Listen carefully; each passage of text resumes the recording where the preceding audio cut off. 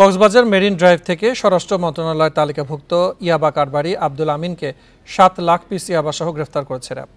গতরাতে উখিয়ার জালিয়া পালং মেরিন ড্রাইভের পাটুয়ারটেক এলাকা থেকে 3 সহযোগী সহ তাকে গ্রেফতার করা হয়। সকালে নিজ কার্যালয়ে আয়োজিত সংবাদ সম্মেলনে এই তথ্য জানান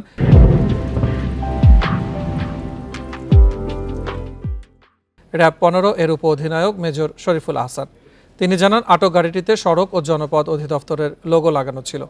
আইনশৃঙ্খলা বাহিনীর চোখকে ফাঁকি দিতে ইয়াবা কারবারিরা এই পন্থা অবলম্বন করেছিল বলে জানায় র্যাব।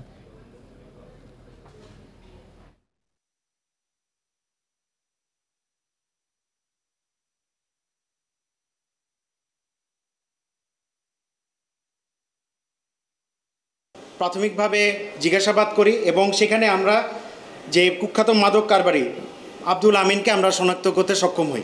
গাড়িতে একটি বড় মাদকের চালান অর্থাৎ ইয়াবার একটি চালান তারা নিয়ে যাচ্ছে এবং এটি তারা গাড়ির পিছনে রেখেছে বলে তারা প্রাথমিকভাবে স্বীকার করে।